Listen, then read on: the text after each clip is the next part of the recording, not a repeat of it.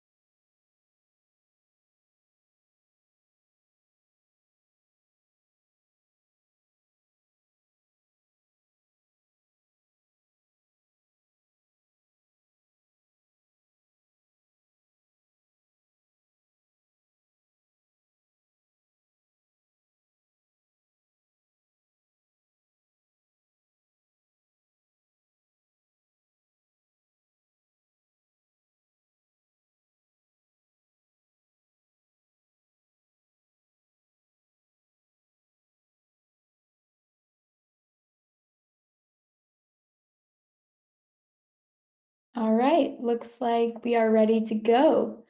And I am going to turn it over to Jose now. Awesome, thank you. And hi, everyone. Welcome to today's webinar. I hope you grabbed your coffee, grabbed a glass of water, and are ready to enjoy the show today. And today we want to talk to you about responding to emerging threats. In today's example, we'll be talking about US-CERT and AttackIQ attack graphs.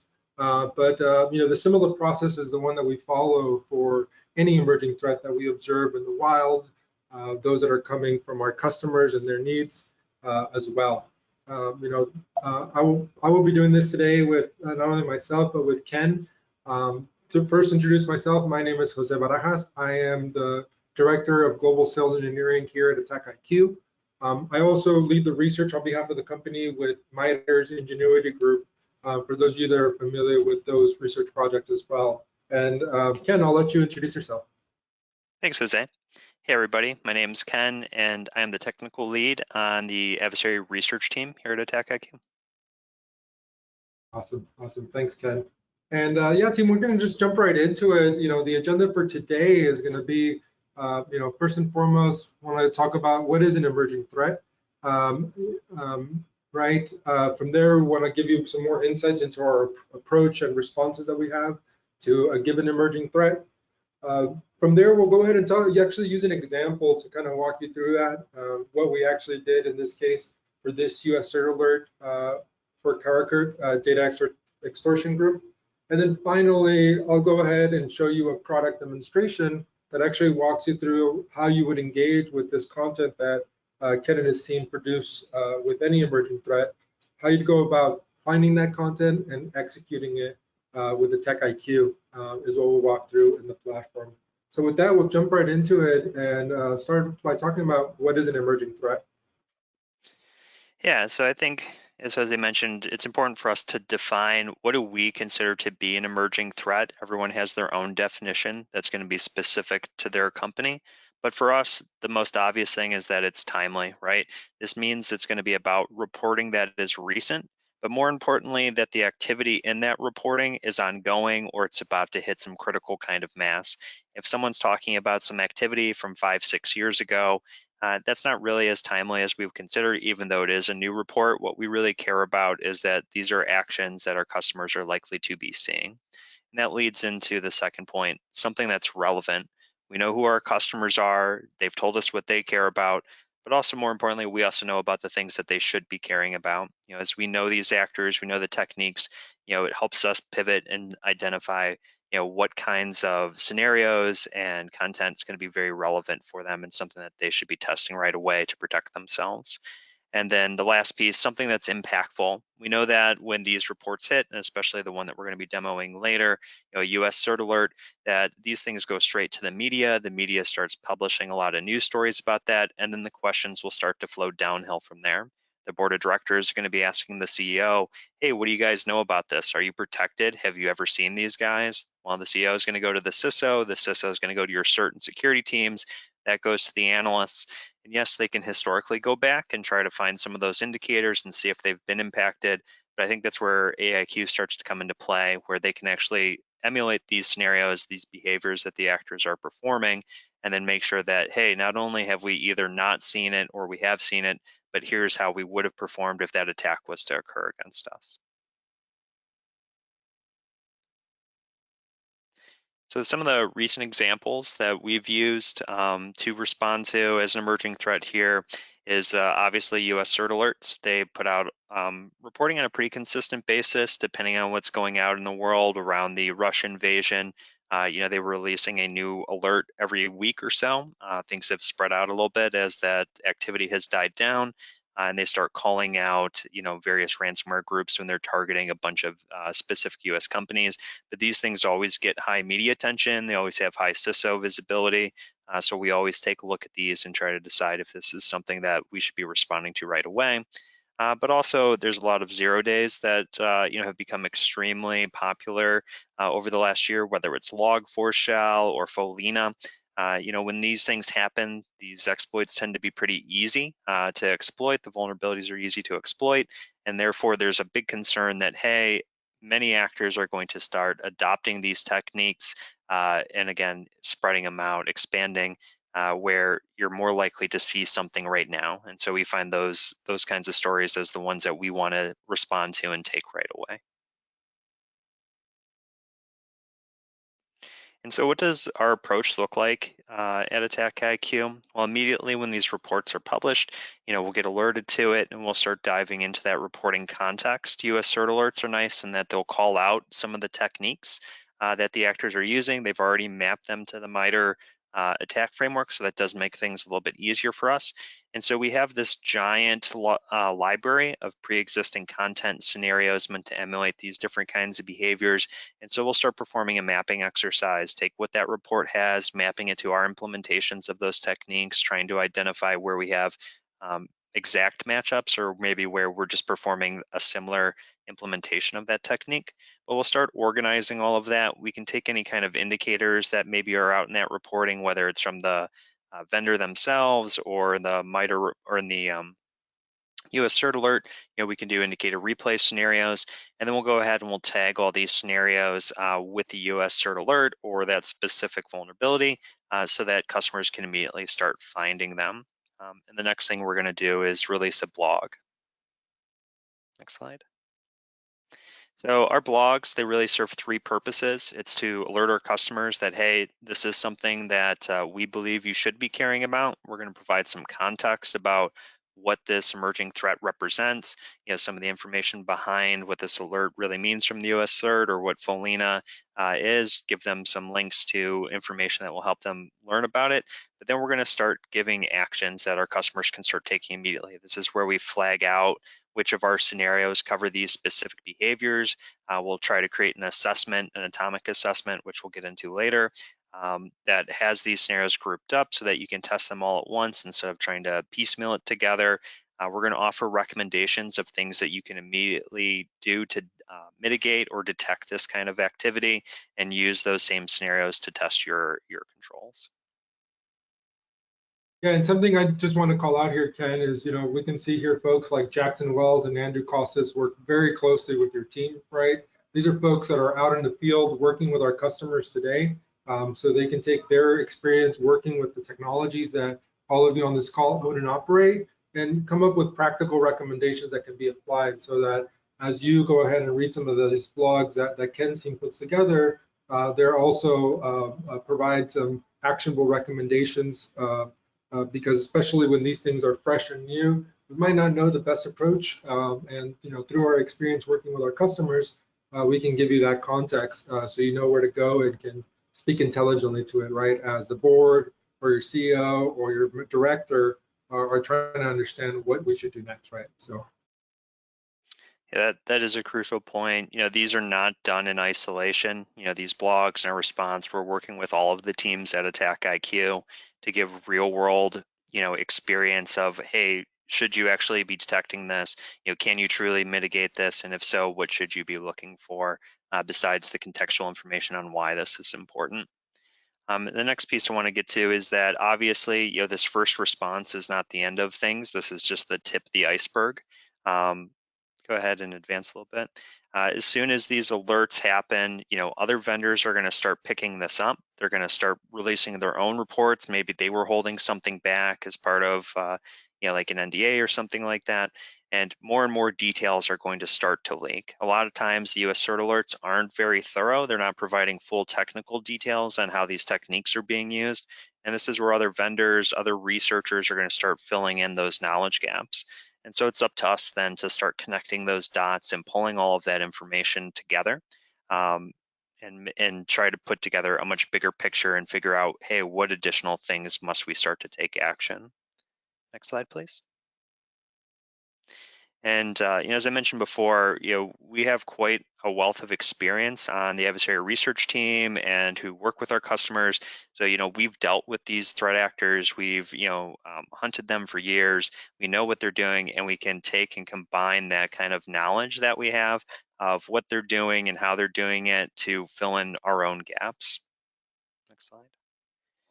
This can involve doing some malware reverse engineering where, we can tear apart the samples that they've identified. This way we can get to the true technical details on how these guys are performing their techniques. And we'll do that same kind of thing. We'll map those behaviors to the MITRE framework. We'll either modify existing scenarios or develop brand new scenarios to properly emulate that exact behavior. Next slide.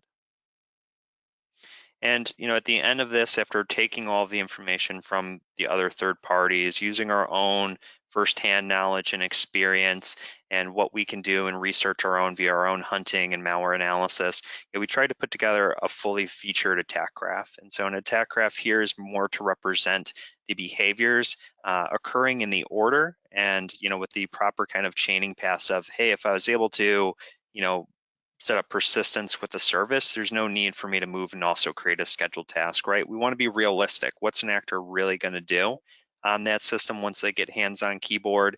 They're not just going to do everything under the sun every single time they touch a machine. So, we try to be a little bit more surgical and realistic with how they're going to perform. So we'll release that attack graph to our customers. As I mentioned before, we'll modify our scenarios, create brand new ones that are using those exact techniques, the way that that actor did it, so that you can truly test your controls, and it's not just a facsimile of how someone else may have done things. And then we'll go ahead and we'll release an additional blog. Now, this additional blog goes into a lot more technical detail about what we observe the actors to be doing or believe them to be doing and how we're emulating it. So we'll talk about what tools are being used, what commands are being run, and more importantly, again, what things that customers should be focusing in on to detect or prevent this. Not every single step in these graphs is something that needs to be immediately shut down. These actors like to live off the land and use common commands and tools that system administrators do. So it doesn't make a lot of sense for us to recommend that, hey, yeah, you need to absolutely stop it every time someone runs a who am I command, right? That's part of a chain. And we want to have these behaviors being run in the full attack graph so that you can see what a full compromise would look like in your logs. But we're going to offer those recommendations so that you can get the most bang for your buck and spend your time wisely. And so we're going to move into doing a deeper dive into one of the specific emerging threat alerts. In this case, it was a US-CERT alert that they put out, 152A, and this is about the Karakurt data extortion group. And so they released this, the US-CERT released this alert at the very beginning of June. And it was in a listing of, hey, there's this Karakurt group, they're a data extortion group. They like to get access from third parties. And then once they do that, they move around using Cobalt Strike and steal your data, post your information on Twitter and on their own leak site. And in this alert, they're basically just warning US companies that, hey, these guys could be coming for you. and to know a little bit more about who Karakurt is. These guys were first discovered sometime around June of 2021. They're not your traditional ransomware group. They don't actually encrypt your files. They strictly stick to data extortion. And to do this, they're going to exfil a lot of your data. As I mentioned before, they'll leak it on their own websites and post about you on Twitter, really trying to amp up the pressure that you pay to make them go away. They're very prolific, but more importantly, they're opportunistic, and they're not really focused on any specific sector. They're going to cherry pick weak victims, and they want to make easy money. These guys don't actually do the compromises themselves. They purchase access from initial access brokers. So these are other cyber criminals and underground forums. It could be other ransomware groups that maybe they can't do the encryption, but they still want to try to make some money off the victim. And they'll turn over that access. And once Karakurt gets access, now they're using legitimate credentials that have already been handed to them. And they're going to prefer to live off the land. They're going to use existing tools, legitimate tools to move around laterally, to exfil data, send it to cloud services. And then if they do use malware, typically they're bringing down Cobalt Strike. And then later on, some reporting came out after the Conti leaks that seemed to link Conti and Karakurt. So Conti is one of the most famous ransomware operations of all time. They came out in support of the Russian army. And what would happen is Conti would turn over that access and let Karakurt handle the taunting and leaking of information. So when this alert first came out, next slide, please. We released 2 batches of content. That first batch was focused on how you can protect yourself against the ingress of their tools. These guys bring a lot of their tools down once they're in the environment. They bring a lot of legitimate tools, which does throw a little bit of a wrinkle. You're not going to get AV detections on these kinds of files. These are legitimate tools like FileZilla or rclone. And so it's important when you're testing this, this helps you go, hey, why would the system or this user be bringing down this type of file, even though it's not normally malicious? They can be used for data exfiltration. And then once we were able to do a deeper dive into that actor's behaviors and like additional reporting, we released a second blog with that fully featured attack graph. That was really meant to show what happens once access is already achieved, and then move all the way through the data exfiltration part, trying multiple paths. If they can't get out to cloud infrastructure, they would pivot to get to their own SFTP server. And then at the end of this blog, we did call out some additional more complex scenarios, dumping the Active Directory database that you would need to run on a domain controller so that customers could extend that attack graph if they wanted to.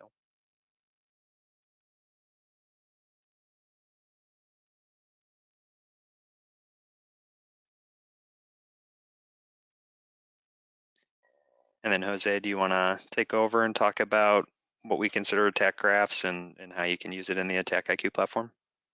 Yeah, absolutely, Ken. Thanks for walking us through all that so far. So here at AttackIQ, we have different modalities of execution that we're going to apply depending on the context of the attack, depending on the objective and goal of the testing. The first type of testing that we came out with, this is about 8 years ago now, was atomic testing, right? And from that perspective, that allows us to run individual MITRE TTPs that have a very specific function. This is very useful as you're building out your core detection capabilities. You might want to identify certain types of behavior under specific context. That detection engineering workflow that your team has today can definitely be facilitated through the atomic-based execution, where we're running individual actions. The other type of execution modality that we have within the platform is going to be anatomic testing. And what this allows us to do, and this is what you've seen today for the example that we have for Karakurt, was that the fact that we're actually able to execute these actions in order, in sequence, allowing us to chain together not only the behaviors, but also create some of that logic. As you'll see when I show you the attack graph in detail next, when I jump into the demo, different components of the steps and actions and decisions that the attacker would have made, the alternative procedures that they would have leveraged, are all included in the logic of these attack graphs that we have available within the product. And this anatomic mode of execution is what we're going to be focusing on. The third modality of execution is going to be the ability to replay some attacks using PCAPs, taking a capture of a threat as an example, in a PCAP format, maybe individual components of that, such as the exfiltration phases as an example. Through the PCAP methodology of execution, we can not only test your boundary from an inside-out perspective, but also from an east-west perspective, all without having the need to stand up any additional infrastructure in order to facilitate or address that. So again, for the purposes of the demo today, we're going to be focusing on our anatomic way of executing. We're going to show you how we've taken this threat. Ken and team have taken this threat and actually recreated it within our product so that you can get all the contextual information to understand, right, how would I log this behavior end to end? At which step would I have been able to identify that behavior? And what are the critical points where I'm actually able to mitigate this threat, given the security controls that I have, the policies that I know as an owner and operator of this technology. And there's going to be a lot of assumptions that you may have going into this. And this is exactly what we want to test with a solution like AttackIQ, is to verify that those assumptions are true. Right? There's no way that this machine should be able to move laterally to this target. We definitely would prevent this type of attack. Well, let's actually go ahead and put that to the test by running this in a proactive manner with a solution like AttackIQ. So with that said, let's actually go ahead and just jump right into the demo and actually walk you through, first and foremost, how would you actually find this type of content within the AttackIQ platform? How would you set it up and execute it? And then finally, we'll focus on the actual results. I'll give you an example of a run that I had in one of my labs to show you what this would actually look like. So with that, let's actually go ahead and start off by looking at our assessment template library that we have here within AttackIQ. So first and foremost, this is the assessment template library. This is where we have a number of assessment templates already predefined and pre-configured from a variety of use cases. Now today, we focus on talking about Karakurt. However, as other emerging threats are coming out as well, the team is going to be providing coverage for that. Outside of that, we do have content specific to controls, testing, say, your baseline policies for your security technology, testing at the policy level from that perspective. We also have the ability for you to create your own assessments. And then finally, we have some assessments focused around things like NIST 853 as well. And if we take a look at the 152A that we're talking about today, here we have an example assessment template that's already, again, predefined and pre-configured based on the threat that we're talking about today. Let's go ahead and actually show you how we would go about setting up, configuring this assessment, and then walking you through actually executing it. And I actually have an example already pulled up here, so we can not only take a look at how the setup works, but how the results actually look as well. So upon creating this assessment here, we can take a look at the details here of the assessment itself. We can see that this is going to be focused on file exfiltration by the Karakurt group. If you wanted to get an understanding of this assessment, there's a variety of different attacks here. What security technologies are actually going to be affected as part of this process? We actually go ahead and map that out for you. So as you can see here, 5 scenarios are going to be interact with antivirus, 1 with DLP. At the end of the day, this is going to be your way of understanding which one of my security controls should actually take action here as an example. Of course, this can be amplified by your understanding of your policies and your expectations of each of these controls. And here we can see we have this mapped out end to end. And what I want to note is first and foremost that with any one of these, we can actually go ahead and come in here and actually read and understand per step what exactly is it that we're doing here, right? In this case, you can see the supported platforms. But as we go step by step, this is going to be your way of understanding exactly what we're doing. And as you can see, for the first 4 steps, Ken alluded to this and talked about the fact that there's a number of very well-known samples that are going to be downloaded onto the environment. So we're definitely going to start out with those steps. From there, we can see here one of the examples where we're actually employing alternative procedures. And what we're trying to codify here is the same steps and logic that the attacker would go through. And this is the first part where we hit this juncture. And as you can see, the objective here is to create some kind of communication back to the attacker infrastructure. In this case, we're starting off by attempting to do so via port 443. And what we're able to do here as part of the logic is that if it's not prevented, meaning that we can successfully communicate with this port, we're not going to spam the environment and try a bunch of different ways. Just like the attacker that would have accomplished the objective at this step, we're going to move on to the next action. And in this case, it's attempting persistence through a new service. And here again, you can see that we've mapped out the alternative procedure. So if for whatever reason we can't attain the persistence through starting a new service, we're going to go ahead and try to do that through registry keys. If we're not successful still, we'll try to do it via WMI. This really helps paint a picture and understanding of what would have been possible in your environment, how far along in that threat would you have been able to get, and what path the attacker would have taken in order to get here.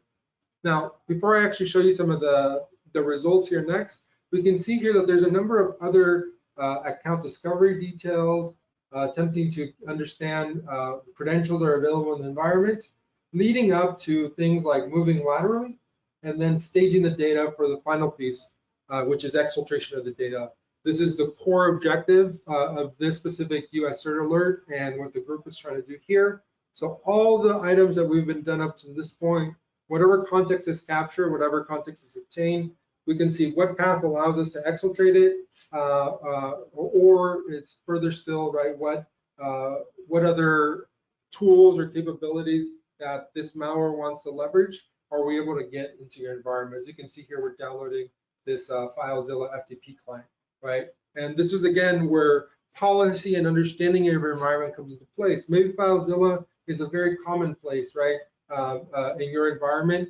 So maybe writing a rule for that is not the most effective thing, but maybe we want to block the downloads of this because you have a provisioning process already in place. Maybe you have another standard FTP program that is used across the organization, and that can put you in a position to block this. So the idea here is that we want to provide you with the context from the perspective of your security controls so that you can, again, either test your assumptions and make sure that they're true, or have the context in hand to make a decision about how you can bolster your security program by implementing more policies or implementing more controls.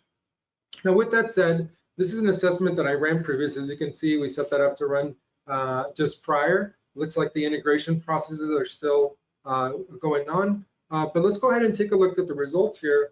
And I've actually purposefully, put together one unprotected asset and one where we actually have some technology running to show you what the difference would be here and the context that we would discover with this kind of setup. If we take a look at this first example and actually zoom in here a little bit, we can actually take a look at the details. And what we can see here is we can see that we're actually able to get across the board here, all the way to the end in this environment, right? Now, again, this is a system that we know was unprotected. We purposely wanted to show you this as an example. But let's go take a look at an example where we actually have a control in place and what those results look like here. In this case, what we can see, again, we can see step by step at every step and every juncture exactly what's happening. What I want to remind you is you can see exactly the details of any one of these steps if you wanted to read them in more detail. And what we can see here is we get to the point, and the reason why we consider it prevented is when we try to actually stage the data here, it looks like this step was prevented, which means it didn't allow us to go further because if that context was never staged, we're not in a position to actually exfiltrate it. So this is essentially how we're going to be able to give you an understanding. For example, as the executive, director, CEO, or even the board is asking you, how are we managing this threat? Where are we mitigating it? In this case, we can actually answer. It looks like we would have stopped it at the data stage. These are the results that we got from our security technology. Then we can actually go down here and take a look. At any one of these steps, we're actually going to automatically provide integrations with their technologies and give you an understanding of which technology identified this and how it actually identified this here. So we can see here, right, possible ongoing activity, and this is associated with the type of sample that we downloaded here. And as you can see here, this is a Cobalt Strike beacon that we're dropping to the file system, and it's actually being recognized as such by the security technologies. For every single step along the way, we're going to give you this context. So not only you understand, was this step prevented or not? Was this step detected or not? But in this case, we have an understanding of exactly what analytic, in this case specific to Microsoft Defender for Endpoint, actually fired. And it looks like this analytic has been built based on the description we see to identify common Cobalt Strike beaconing behavior, right? Typically done by an attacker in this case. So this is essentially the types of results you would get with any of our attack graphs within our platform. As we mentioned already, as our team is encountering emerging threats, either through feeds like US-CERT, those that come from our customers directly, or based on our experience as security practitioners, what we see is going to be very prevalent in this space. AttackIQ is going to continuously provide you these attack graphs, as we talked about, not only at the initial response, but as these emerging threats develop, as the context comes out, we're going to give you the full details to understand exactly, how to go ahead and address this within your environment. So that's all the time we have for today, team. If you're interested to learn more about this threat that we focused on today, feel free to go to the attackiq.com/blogs. You can see the content that we've released recently. Outside of Karakurt, we definitely have some more emerging threats that have come out since then. So I highly recommend you check those out. If you have any questions, feel free to follow up with us directly. You can email me directly, jose@attackiq.com. Happy to answer any questions if anyone has those. Thanks everyone for your time and have a great day.